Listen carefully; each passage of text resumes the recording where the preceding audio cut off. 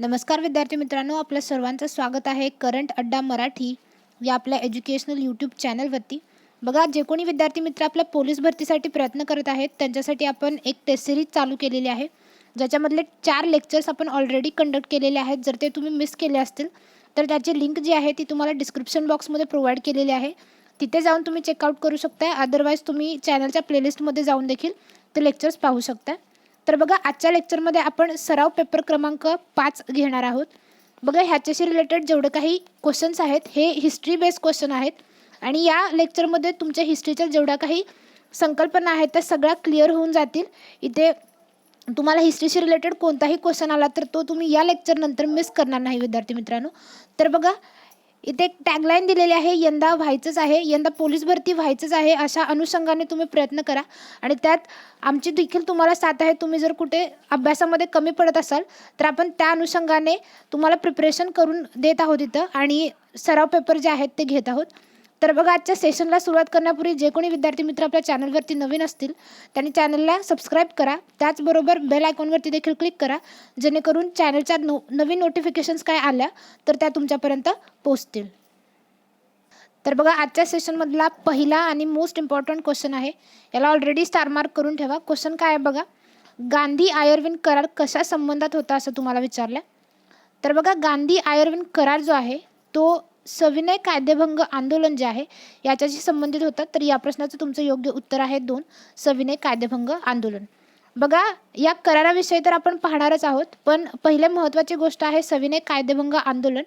हे बरेच वेळेला तुम्ही ऐकलं असेल, तर याच्याशी रिलेटेड पार्श्वभूमी किंवा याच्याशी रिलेटेड इतिहास काय आहे ते जाणून घेऊया. बघा, सविनय कायदेभंग आंदोलन जे आहे किंवा चळवळ याला म्हणू शकतो, याची सुरुवात जी आहे ती 1930 पासून झालेली होती. तर हे आंदोलन जे आहे ते 1934 पर्यंत चालू होतं विद्यार्थी मित्रांनो. बघा, या आंदोलनादरम्यान पहिला महत्त्वाचा कार्यक्रम हाती घेण्यात आलेला होता दांडी यात्रा. दांडी यात्रा बघा विद्यार्थी मित्रांनो, 12 मार्च पासून 24 दिवस चालवण्यात आलेली होती 6 एप्रिलपर्यंत. बघा, 12 मार्च 1930 पासून 6 एप्रिल 1930 पर्यंत ही दांडी यात्रा जी आहे ती चालू करण्यात आलेली होती आणि ही तब्बल 24 दिवसांची दांडी यात्रा होती. याच्या अंतर्गत 385 किलोमीटरचा प्रवास जो आहे तो गांधीजींनी केलेला होता आणि ही यात्रा जेव्हा सुरू झाली तेव्हा त्यांच्यासोबत 78 अनुयायी होते. याच्या दांडी यात्रेनंतरच्या जर घटना बघायच्या झाल्या तर बघा, पहिली नोट डाऊन करून घेत चला. पहिला होता पेशावरचा सत्याग्रह, जो नेतृत्व केलं होतं खान अब्दुल गफर खान यांनी आणि 1930ला झालेला होता हा सत्याग्रह. त्याच्यानंतर दुसरं बघायचं झालं महत्त्वाची घटना तर होता सोलापूरचा सत्याग्रह, गिरणी कामगारांनी केलेला होता 1930ला. आणि तिसरा आणि महत्त्वाचा आहे धारासणा सत्याग्रह. बरेच वेळेला परीक्षेला तुम्हाला विचारलं जातं याचं नेतृत्व कोणी केलेलं असं विचारलं जातं परीक्षेला, तर याचं नेतृत्व केलेलं होतं सरोजिनी नायडू यांनी. त्याच्यानंतर बघा, सविनय कायदेभंग आत्ताच आपण बघितला गांधी आयर्विन कराराशी संबंधित होता किंवा सविनय कायदेभंग हा गांधी आयर्विन कराराशी संबंधित होता. तर याच्याबद्दल जरा बघून घेऊया.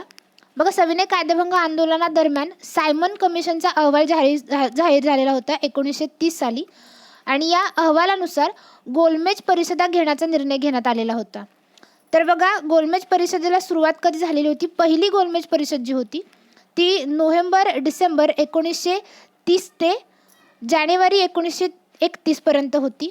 पण ही पहिली गोलमेज परिषद जी झालेली होती याला काँग्रेसचा एकही प्रतिनिधी उपस्थित नव्हता विद्यार्थी मित्रांनो. त्यामुळे ही पहिली गोलमेज परिषद जी आहे ती फेल ठरलेली होती. बघा, या जेव्हा परिषदा घेण्यात येत होत्या तेव्हा तिथले व्हॉइसरॉय होते लॉर्ड आयर्विन. त्याच्यानंतर ही पहिली परिषद फेल ठरल्यानंतर गोलमेज परिषदांना काँग्रेस उपस्थित राहावे यासाठी त्यावेळचे व्हॉइसरॉय जे होते लॉर्ड आयर्विन यांनी एक करार केला, ज्यालाच आपण गांधी आयर्विन करार असं म्हणतो. आणि हा करार जो आहे तो 5 मार्च 1931ला झालेला आहे, दिल्लीमध्ये झालेला आहे. त्यामुळे याला दिल्ली करार असं देखील म्हणतात विद्यार्थी मित्रांनो. तर बघा, या क्वेश्चनशी रिलेटेड एवढे महत्त्वाचे पॉईंट आहेत. याच्या प्रत्येक पॉईंटवरती तुम्हाला प्रश्न विचारले गेलेले आहेत, तर ते सगळेचे सगळे पॉईंट नोट डाऊन करून घ्या. तर बघा विद्यार्थी मित्रांनो, इथे सविनय कायदेभंगाशी रिलेटेड क्वेश्चन आलेला आहे. तर इथे आणखीन एक पॉईंट नोट डाऊन करून घेण्यासारखा आहे. स्वातंत्र्य संग्रामात किंवा गांधीजींच्या आयुष्यातील 3 महत्त्वाचे आंदोलन आहेत. बघा पहिलं म्हणजे असहकार आंदोलन जे 1920ला झालेलं आहे. त्याच्यानंतर दुसरं महत्त्वाचं आंदोलन आत्ताच आपण बघितलं सविनय कायदेभंग जे 1930ला झालेलं आहे. तर तिसरं महत्त्वाचं आणि लास्टचं आंदोलन बघा छोडो भारत जे 1942ला गांधीजींनी राबवलेलं होतं. तर बरेच वेळेला या आंदोलनादरम्यान कोणत्या घटना घडल्या याच्यावरती तुम्हाला परीक्षेला प्रश्न विचारले जातात. फॉर एक्झाम्पल बघा असहकार आंदोलनावेळी चौरी चौरा घटना घडलेली होती. त्याच्यानंतर जर सविनय कायदेभंगाशी रिलेटेड बघायचं झालं तर एक पॉईंट बघायचं झालं तर बघा धारासना सत्याग्रह घडलेला होता. तर बरेच वेळा तुम्हाला याच्याशी रिलेटेड क्वेश्चन विचारले जातात. जर तुम्ही हे 3 आंदोलनं किंवा हे 3 ज्या काही घटना आहेत त्या परफेक्ट केल्या तर तुमचा हिस्ट्रीचा बेस पक्का होऊन जाईल. आधुनिक भारताचा बेस जो आहे तो पक्का होऊन जाईल आणि याच्याशी रिलेटेड तुम्हाला जर परीक्षेला कोणताही प्रश्न विचारला तर तो तुम्ही मिस करणार नाही विद्यार्थी मित्रांनो. आपला नेक्स्ट क्वेश्चन आहे बघा सायमन कमिशन भारतात कधी आलं असं तुम्हाला प्रश्न विचारला. तर या प्रश्नाचं तुमचं योग्य उत्तर आहे 1. 1928ला सायमन कमिशन भारतात आल्या. आता बघा सायमन कमिशन भारतामध्ये का आलेलं आहे हे देखील बघणं गरजेचं आहे. बरेच वेळेला याच्यावरती प्रश्न विचारले जातात किंवा याच्यामध्ये जे कोणी सदस्य होते 7 सदस्यीय कमिशन होतं हे. तर या 7 सदस्यांपैकी तुम्हाला 3 सदस्य दिले जातील आणि 4था सदस्य कोणता असं विचारलं जाईल किंवा या 7 सदस्यांपैकी तुम्हाला 3 देतील आणि कोण नाही सदस्य असा देखील प्रश्न विचारला जाईल. तर ते देखील आता आपण बघूया.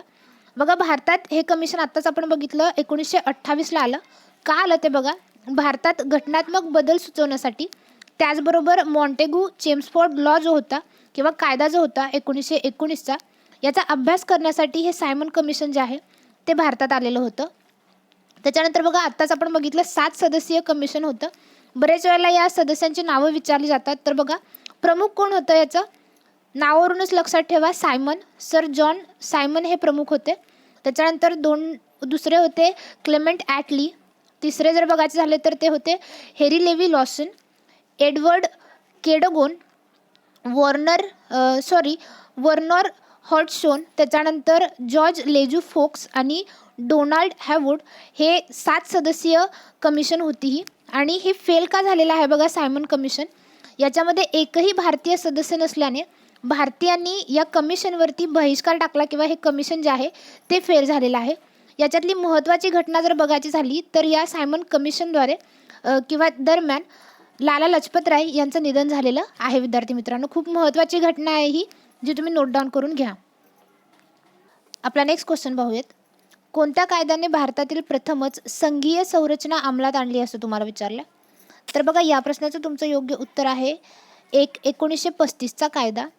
बघा 1935च्या कायद्याअंतर्गत भारतातील प्रथमच संघीय संरचना जी आहे ती अंमलात आलेली आहे किंवा यालाच आपण भारतीय शासन कायदा 1935 असं देखील म्हणतो. बघा या कायद्याअंतर्गत प्रमुख तरतुदी जर बघायच्या झाल्या तर पहिली तरतूद जर बघितली अखिल भारतीय संघराज्याची तरतूद जी आहे ती या कायद्यामुळे अंमलात आलेली आहे. त्याच्यानंतर बघा दुसरा महत्त्वाचा पॉईंट आहे केंद्र स्तरावर द्विशासन पद्धती जी आहे ती. त्याच्यानंतर तिसरा महत्त्वाचा पॉईंट आहे प्रांतिक स्वायत्ता व जबाबदार शासन पद्धत. आणि चौथा महत्त्वाचा पॉईंट आहे धार्मिक ग्रहांना स्वातंत्र्य प्रतिनिधित्व. धार्मिक गटांना स्वतंत्र प्रतिनिधित्व हे 4 महत्त्वाच्या तरतुदी ज्या आहेत त्या 1935च्या कायद्यादरम्यान किंवा कायद्याअंतर्गत घडण्यात आलेल्या आहेत. आपला नेक्स्ट क्वेश्चन काय आहे बघा जालियनवाला बाग हत्याकांडात गोळी चालवण्याचा आदेश कोणी दिला असा तुम्हाला प्रश्न विचारला. बघा इतिहासातील खूप महत्त्वपूर्ण घटना आहे ही जालियनवाला बाग हत्याकांड. तुम्ही अभ्यासला देखील असेल. तर बघा या जालियनवाला बाग हत्याकांडात गोळी चालवण्याचा आदेश जो आहे तो जनरल डायर यांनी दिलेला होता. तर या प्रश्नाचं तुमचं योग्य उत्तर आहे 1 जनरल डायर. बघा जालियनवाला बाग हत्याकांड घडण्यापाठीमागची पार्श्वभूमी जर बघितली तर या हत्याकांड का घडलेला आहे बघा त्या दरम्यान रौलट कायदा आलेला होता 1919ला आणि या रौलट कायद्याबद्दल सगळ्यात देशभर जे आहे ते आंदोलन होत होती या रौलट कायद्याच्या विरोधात. आता का आंदोलनं होत होती बघा या रौलट कायद्याअंतर्गत सभाबंदी विधेयक आणि दुसरं म्हणजे खटल्याविना कारावासाबद्दल विधेयक जे आहे ते पास करण्यात आलेलं होतं आणि याच्या विरोधात देशभर जे आहे ते आंदोलन चालू होती. अशाच प्रकारचं आंदोलन देखील पंजाबच्या अमृतसर या ठिकाणी चालू होतं. त्यावेळी पंजाबचे गव्हर्नर होते मायकल ओडवायर यांनी त्यावेळेस सभाबंदीचा आदेश दिलेला होता.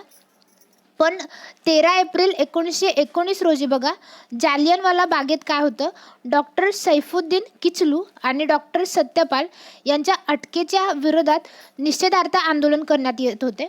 आणि या आंदोलनादरम्यानच जनरल डायर यांनी काय केलेलं होतं, गोळ्या झाडण्याचा आदेश दिलेला होता. आणि याच घटनेला आपण जालियनवाला बाग हत्याकांड असं ओळखतो. आपला नेक्स्ट क्वेश्चन बघा, महात्मा गांधीजींना प्रथम कोण राष्ट्रपिता असे संबोधले होते असं तुम्हाला विचारलं. तर बघा या प्रश्नाचं तुमचं योग्य उत्तर आहे 1. सुभाषचंद्र बोस यांनी महात्मा गांधीजींना प्रथम राष्ट्रपिता असे संबोधले होते. तर बघा विद्यार्थी मित्रांनो, आपण तुमच्यासाठी ही जी पोलीस भरतीची टेस्ट सिरीज चालू केलेली आहे, याच्यामध्ये आपण फक्त क्वेश्चन आन्सर न घेता याच्याशी रिलेटेड जेवढी काही हिस्ट्री बॅकग्राऊंड असेल किंवा जे काही जिओग्राफीचा सेशन असेल तो कवर करतो आहे. आणि त्याच्यामध्ये देखील तुमचे 4 ते 5 क्वेश्चन जे आहेत ते या ठिकाणी कवर होत आहेत. तर बघा आपले जे हे एफर्ट्स आहेत ते तुम्हाला युजफुल वाटत असतील किंवा तुम्हाला परीक्षेच्या दृष्टिकोनातून महत्त्वपूर्ण वाटत असतील तर आपल्या व्हिडिओला एक लाईक जरूर करा. आणि त्याचबरोबर हा जो व्हिडिओ आहे तो तुमच्या फ्रेंडसोबत शेअर करा, जेणेकरून त्यांना देखील याचा फायदा होईल. तर आपला नेक्स्ट क्वेश्चन काय ते पाहूयात. सुखदेव, भगतसिंग आणि राजगुरू यांना कधी फाशी देण्यात आली असं तुम्हाला विचारलं. तर बघा या प्रश्नाचं तुमचं योग्य उत्तर आहे 1. 23 मार्च 1931ला सुखदेव, भगतसिंग आणि राजगुरू यांना फाशी देण्यात आलेली आहे. विद्यार्थी मित्रांनो, आता ही फाशी का देण्यात आलेली आहे याच्या पाठीमागची जर पार्श्वभूमी बघायची झाली तर बघा सायमन कमिशन 1928, बघा सायमन कमिशनच्या विरोधात 1928ला लाला लजपत राय जे आहेत यांनी निदर्शने केली किंवा आंदोलनं करत होती.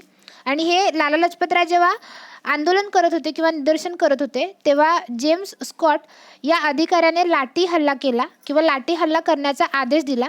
आणि त्यात लाला लजपत राय जे आहेत ते जखमी झाले. आणि या जखमी झाल्यानंतर 17 नोव्हेंबर 1928ला त्यांचा याच्यामध्ये मृत्यू झालेला आहे. विद्यार्थी मित्रांनो, तर आता यांच्या मृत्यूनंतर बघा भगतसिंग, सुखदेव आणि राजगुरू यांना जेम्स स्कॉट यांना मारायचं होतं, पण नजर चुकीनं जॉन सॉड्रस यांचा खून करण्यात आलेला आहे 17 डिसेंबर 1928ला.